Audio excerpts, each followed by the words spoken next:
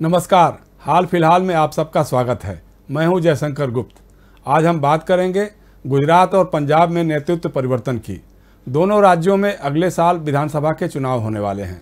गुजरात में जहां भाजपा के आलाकमान ने मुख्यमंत्री विजय रूपाणी समेत उनकी पूरी मंत्रिपरिषद को बर्खास्त कर राज्य सरकार का नेतृत्व भूपेंद्र पटेल के हवाले कर दिया, वहीं कांग्रेस के आलाकमान ने भी पंजाब में खेला कर दिया। विधायकों के भारी विरोध के मद्देनज़र पंजाब के मुख्यमंत्री कैप्टन अमरिंदर सिंह को पद से हटाकर पंजाब की बागडोर दलित नेता चरणजीत सिंह चन्नी के हाथ सौंपने का फैसला कर दिया। इसे पंजाब में कांग्रेस आलाकमान का मास्टर स्ट्रोक भी कहा जा रहा है। लेकिन इस मास्टर स्ट्रोक को लागू करने में कांग्रेस आलाकमान को नाको चने चबाने पड़े। पहले तो पद से हटने के बाद खुद को अपमानित महसूस करते हुए अमरिंदर सिंह ने बागी तेवर अपना लिया। उसके बाद पहले उनकी सरकार में मंत्री रहे सुखजिंदर सिंह रंधावा को कांग्रेस विधायक दल का नेता चुने जाने की बात सामने आई, लेकिन इसके विरोध में प्रदेश कांग्रेस के अध्यक्ष नवजोत सिंह सिद्धू ने मुंह फुला लिया। उनके विरोध को देखते हुए कांग्रेस विधायक दल में चरणजीत सिंह चन्नी के नाम पर सहमति बनाई गई। दरअसल सिद्धू खुद मुख्यमंत्री बनना चाहते थे, लेकिन प्रदेश कांग्रेस का अध्यक्ष रहते आलाकमान उन्हें मुख्यमंत्री भी बनाने के पक्ष में कतई नहीं था और फिर उनके नाम पर अमरिंदर सिंह ने वीटो भी लगा दिया था। इसके पहले चन्नी और रंधावा के साथ ही प्रदेश कांग्रेस के पूर्व अध्यक्ष सुनील जाखड़, प्रताप सिंह बाजवा और मौजूदा प्रदेश अध्यक्ष नवजोत सिंह सिद्धू के नाम भी हवा में तैर रहे थे। चरणजीत सिंह चन्नी पंजाब कांग्रेस का दलित चेहरा बताए जाते हैं, लेकिन रंधावा हो या चन्नी, सबसे बड़ा सवाल अब यही है कि पंजाब कांग्रेस का नया नेता क्या 4-5 महीने बाद ही होने वाले विधानसभा चुनाव में कांग्रेस की चुनावी नैया को पार लगा सकेगा। दरअसल 2022 के विधानसभा चुनाव जो करीब आ रहे हैं, राजनीतिक दल चुनावी जीत सुनिश्चित करने की गरज से अपने संगठन और सरकार को चुस्त दुरुस्त करने और आवश्यक होने पर नेतृत्व में फेरबदल की कवायद में भी जुट गए हैं। अगले साल फरवरी-मार्च में उत्तराखंड, उत्तर प्रदेश, पंजाब, मणिपुर और गोवा तथा उसके 8-9 महीने बाद गुजरात और हिमाचल प्रदेश में भी विधानसभा के चुनाव होने वाले हैं। भाजपा के आलाकमान ने इन चुनावों के मद्देनज़र ही पहले उत्तराखंड में 2-2 मुख्यमंत्री बदल दिए और अभी एक सप्ताह पहले गुजरात में न सिर्फ अपने मुख्यमंत्री विजय रूपाणी बल्कि उनकी पूरी मंत्रिपरिषद को ही नाकारा और नाकाबिल घोषित कर बर्खास्त कर दिया। उनकी जगह अपेक्षाकृत नए और पहली बार विधायक चुने गए भूपेंद्र पटेल को मुख्यमंत्री बनाया गया। उनके लिए 24 सदस्यों की मंत्रिपरिषद भी बनवा दी गई, जिसमें रूपाणी मंत्रिपरिषद से किसी भी सदस्य को शामिल नहीं किया गया। हालांकि नेतृत्व परिवर्तन की इस कवायद में किसी का जाहिरा विरोध सामने नहीं आया था, लेकिन मीडिया से बातें करते समय रूपाणी सरकार में उप मुख्यमंत्री और मुख्यमंत्री के प्रबल दावेदार रहे पाटीदार समाज के कद्दावर नेता नितिन पटेल की आंखों में आंसू छलक आए थे। अंदरूनी विरोध को लेकर ही मंत्रिपरिषद की घोषणा और मंत्रियों के शपथ ग्रहण का समारोह एक दिन के लिए टाल दिया गया था। उत्तराखंड, असम और कर्नाटक में नेतृत्व परिवर्तन के बाद भाजपा आलाकमान की इच्छा तो उत्तर प्रदेश में भी नेतृत्व परिवर्तन की थी, लेकिन मुख्यमंत्री योगी आदित्यनाथ के तनकर खड़े हो जाने के कारण यह संभव नहीं हो सका। यहाँ तक कि आलाकमान की इच्छानुसार योगी आदित्यनाथ अपनी मंत्रिपरिषद में फेरबदल को भी राजी नहीं हुए।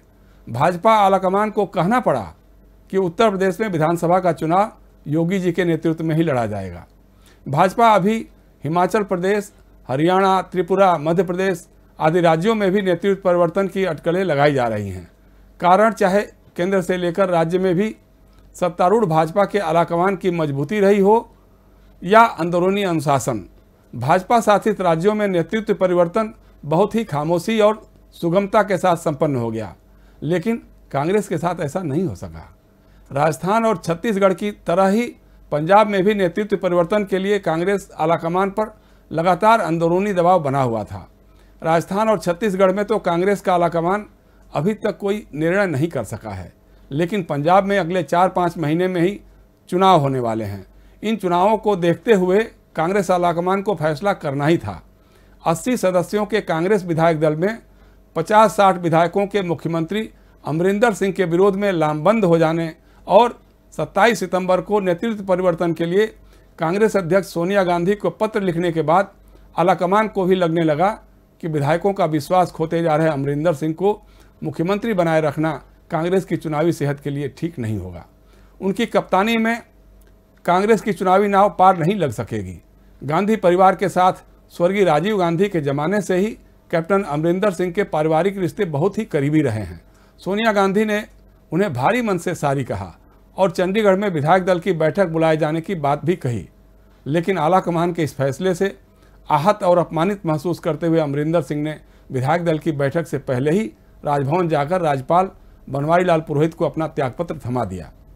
दरअसल पिछले कई महीनों से 79 वर्षीय कैप्टन अमरिंदर सिंह पर पार्टी के विधायकों का बड़ा तबका कांग्रेस के चुनावी वादों को पूरा नहीं करने, ड्रग्स रैकेट के साथ ही बेअदबी के मामले में विपक्षी अकाली दल के नेतृत्व के प्रति अनावश्यक नरमी बरतने, पार्टी के विधायकों की उपेक्षा, नौकरशाही के भरोसे महाराजा स्टाइल में अपने फार्म हाउस से सरकार चलाने के आरोपों के साथ उनके विरुद्ध लामबंद हो रहे थे। दूसरी तरफ भाजपा से कांग्रेस में आए पूर्व क्रिकेटर नवजोत सिंह सिद्धू अपने सहयोगी विधायक भारतीय हॉकी टीम के पूर्व कप्तान प्रगट सिंह जी के साथ मिलकर विधायकों के इस असंतोष को लगातार हवा दे रहे थे। हालांकि कैप्टन के खिलाफ बगावत का हर दांव अभी तक विफल ही साबित हो रहा था। इसका भी एक बड़ा कारण शायद गांधी परिवार के साथ उनकी करीबी ही था, लेकिन कैप्टन अमरिंदर सिंह ने समय रहते असंतुष्टों के साथ समन्वय संवाद कायम कर सुलह सफाई की कोई कोशिश भी नहीं की। यहाँ तक कि कई बार बुलाकर समझाने और अपनी कार्यशैली में सुधार करने के कांग्रेस आलाकमान के निर्देशों की भी उन्होंने अनदेखी ही की। वह पंजाब में एक स्वतंत्र छत्रप की तरह से सरकार चला रहे थे। इस बीच बड़बोले और उच्छृंखल छवि के नवजोत सिंह सिद्धू लगातार अपनी ही सरकार के मुख्यमंत्री के विरुद्ध तीखी और आक्रामक भाषा बोलते रहे। उन पर विपक्ष के किसी नेता से भी बढ़कर आरोप भी लगाते रहे। उन्हें शांत करने की गरज से कांग्रेस आलाकमान ने कैप्टन की इच्छा के विरुद्ध सिद्धू को अध्यक्ष बनाकर प्रदेश कांग्रेस की कमान सौंप दी। सिद्धू के प्रदेश कांग्रेस अध्यक्ष बनने के बाद भी कैप्टन और क्रिकेटर का झगड़ा सुलझ नहीं सका। कई बार एक मंच पर होने के बावजूद दोनों के बीच रिश्तों की कड़वाहट सामने आती ही रही। सिद्धू अमरिंदर विरोधी विधायकों को एकजुट करते हुए आलाकमान तक यह मैसेज पहुंचाते रहे कि कैप्टन के मुख्यमंत्री रहते कांग्रेस पंजाब का चुनाव नहीं जीत पाएगी। अंततः अमरिंदर सिंह को कप्तानी छोड़नी ही पड़ी। हालांकि कांग्रेस विधायक दल की बैठक में अमरिंदर सिंह के कार्यकाल की सराहना का प्रस्ताव भी पारित हुआ और भविष्य में भी उनका मार्गदर्शन मिलते रहने की उम्मीद भी जाहिर की गई। इस बैठक में विधायकों की राय से नया नेता चुनने के लिए कांग्रेस अध्यक्ष सोनिया गांधी को अधिकृत किया गया था। विधायक दल की इस बैठक में कांग्रेस के 80 में से 78 विधायक शामिल हुए, लेकिन अमरिंदर सिंह और उनके करीबी विधायक बैठक में नहीं आए। कैप्टन ने अभी अपने पत्ते नहीं खोले हैं। उन्होंने अपने राजनीतिक भविष्य का विकल्प खुला होने और कोई भी फैसला अपने साथियों सहयोगियों से मंत्रणा के बाद ही करने की बात कही। अभी भी कांग्रेस के 1.5 दर्जन विधायकों के उनके साथ होने की बात कही जा रही है। उन्होंने साफ कहा है कि सिद्धू उन्हें कबूल नहीं हैं। उनके अनुसार जो आदमी एक मंत्रालय नहीं चला सकता वह मुख्यमंत्री का दायित्व कैसे निभा सकता है। सिद्धू से अपनी खुन्नस निकालते हुए कैप्टन ने उन्हें पाकिस्तान के प्रधानमंत्री इमरान खान और सेनाध्यक्ष कमर जावेद बाजवा का मित्र भी बता दिया। उनकी राय में सिद्धू का मुख्यमंत्री बनना देश हित में नहीं होगा। यह कहकर एक तरह से कैप्टन अमरिंदर सिंह ने सिद्धू के नाम पर न सिर्फ वीटो सा लगा दिया बल्कि अपने राजनीतिक भविष्य का संकेत भी दे दिया है। कांग्रेस से अलग होने की धमकी वह पहले भी कई बार दे चुके हैं। एक अरसे से उनके भाजपा के साथ जुड़ने के कयास भी लगते रहे हैं और यह भी कि उन्हें सामने रखकर भाजपा सरकार अपने 3 विवादित कृषि कानूनों पर कुछ फैसला कर सकती है। हालांकि कांग्रेस के सूत्र अमरिंदर सिंह से इस तरह के बयानों से परहेज करने को कह रहे थे। उनका मानना था कि कुछ एक मुलाकातों के आधार पर किसी को भी पाकिस्तान का मित्र कहना गलत होगा। वैसे भी सिद्धू और इमरान खान क्रिकेटर रह चुके हैं। कांग्रेस के एक नेता याद दिलाते हैं कि कैप्टन पर भी तो पाकिस्तान की एक डिफेंस जर्नलिस्ट अरुषा आलम के साथ गहरे और अंतरंग रिश्ते होने के आरोप लगते रहे हैं। हालांकि नए मुख्यमंत्री के रूप में चरणजीत सिंह चन्नी का नाम आने के बाद कैप्टन अमरिंदर सिंह के तेवर कुछ ढीले पड़े हैं और नवजोत सिंह सिद्धू के तो चन्नी खासुल खास भी रहे हैं। इसको देखते हुए लगता है कि फिलहाल पंजाब कांग्रेस का मौजूदा संकट टल सा गया है। लेकिन अब पंजाब की राजनीति में एक ही सवाल सामने आ रहा है कि विधानसभा चुनाव से ठीक 4-5 महीने पहले नेतृत्व परिवर्तन क्या कांग्रेस की चुनावी नाव को पार लगा सकेगा या इसका हश्र भी वैसा ही होगा जैसा अप्रैल 1996 में पंजाब में ही चुनाव से 10-11 महीने पहले कांग्रेस के हरचरण सिंह बराड़ की जगह राजेंद्र कौर भट्टल को मुख्यमंत्री बनाने के बाद हुआ था। उस चुनाव में कांग्रेस को बुरी पराजय का सामना करना पड़ा था।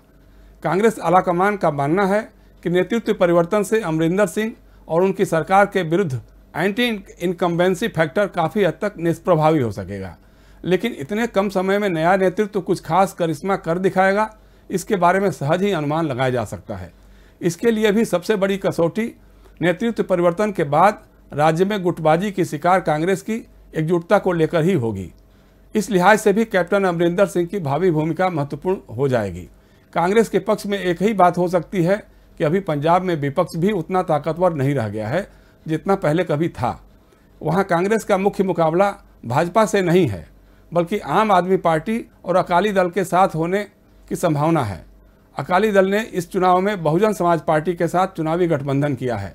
दलित चेहरे को सामने रखकर कांग्रेस अकाली दल और बसपा के गठजोड़ की हवा निकाल सकेगी, ऐसा कांग्रेस के रणनीतिकारों का मानना है।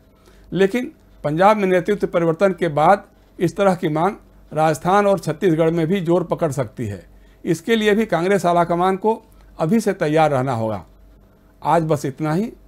अगली बार फिर मिलेंगे किसी और ज्वलंत विषय पर अपने बेबाक और गंभीर विवेचन के साथ। और हाँ, हमारे वीडियो अगर आपको पसंद आ रहे हों तो इसे लाइक और शेयर ज़रूर करें। चैनल को सब्सक्राइब भी करें तो और अधिक खुशी होगी। धन्यवाद। नमस्कार।